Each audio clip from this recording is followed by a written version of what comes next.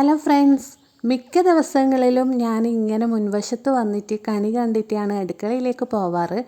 അപ്പോൾ ഇതാ നമ്മളെ പുല്ലൊക്കെ ചെത്തി മിനുക്കി വൃത്തിയാക്കി വെച്ചിട്ടുണ്ട്. കുറേ നാളായല്ലോ വൃത്തിയാക്കണം എന്ന് പറയുന്നത്. അപ്പോൾ അടിപൊളിയാക്കി ഇട്ടിട്ടുണ്ട്, കാണാനും ഭംഗിയൊക്കെ ഇല്ലേ. അപ്പോൾ നേരെ അടുക്കളയിലോട്ട് വന്നു. ലൈറ്റൊക്കെ ഇട്ട് ജനലൊക്കെ തുറന്ന് രാവിലെ ബ്രേക്ക്ഫാസ്റ്റ് ഉണ്ടാക്കണ്ടേ. ആദ്യം തന്നെ മുട്ട എടുത്തിട്ട് പുഴുങ്ങാൻ അടുപ്പത്തോട്ട് വെച്ചു കൊടുത്തു. അപ്പോൾ ഇന്ന് ഉണ്ടാക്കുന്നത് ഉപ്മാവാണ്. അതിനുള്ള സവാള, ഇഞ്ചി, പച്ചമുളക്, കറിവേപ്പില അതൊക്കെ നല്ലപോലെ അരിഞ്ഞെടുത്തിട്ടുണ്ട്. ഇനി വേണ്ടത് ഒരു പാനിലേക്ക് കുറച്ച് ഗീ ചേർത്ത് കൊടുക്കാം. പിന്നെ റവയും കൂടി ചേർത്ത് കൊടുക്കുന്നുണ്ട്. ആ ഗീയിൽ നന്നായിട്ട് റവ വറുത്തെടുക്കണം. എന്നിട്ട് ആ പാനിൽ തന്നെ കുറച്ച് വെളിച്ചെണ്ണ ഒഴിച്ച് കൊടുത്തിട്ട് കടുക് പൊട്ടിച്ചിട്ടുണ്ട്. പിന്നെ കുറച്ച് അണ്ടിപ്പരിപ്പ് വറുത്തെടുത്ത് മാറ്റി വെച്ചിട്ടുണ്ട്. അതിലേക്ക് ഇഞ്ചി, കറിവേപ്പില, പിന്നെ പച്ചമുളക്, പിന്നെ സവാള ഇതൊക്കെ വഴന്നതിന് ശേഷം വെള്ളം ചേർത്ത് കൊടുക്കാം.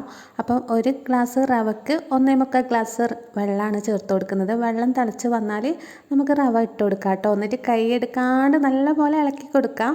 എന്നിട്ട് അതിലേക്ക് കുറച്ച് ഗീയും കുറച്ച് മല്ലിയിലയും കൂടി ചേർത്തിട്ട് നമ്മൾ വറുത്ത് കോരി വെച്ച അണ്ടിപ്പരിപ്പുണ്ടല്ലോ അതും കൂടി ഇട്ട് കൊടുക്കുന്നുണ്ട്. അതിനിടയ്ക്ക് ഞാൻ ചായ ഉണ്ടാക്കിയിട്ടുണ്ട്. അപ്പോൾ അതാ നമ്മളെ ഉപ്മാവ് വിളമ്പി കൊടുക്കാം കേട്ടോ. അധികം ആൾക്കാരും പറയാറുണ്ട് ഉപ്മാവിനോട് എനിക്ക് വലിയ ഇഷ്ടമല്ലാന്ന്. അപ്പോൾ ഉപ്മാവ് ഉണ്ടാക്കേണ്ട രീതിയിൽ ഉണ്ടാക്കി കഴിച്ചാൽ അടിപൊളി ടേസ്റ്റാണ്. എനിക്കും അങ്ങനെ തന്നെയായിരുന്നു. ഉപ്മാവിനോട് അത്ര താല്പര്യം ഉണ്ടായിട്ടില്ല. നല്ല പോലെ ഉണ്ടാക്കി കഴിച്ചാൽ സൂപ്പറാണ് ഉപ്മാവ്.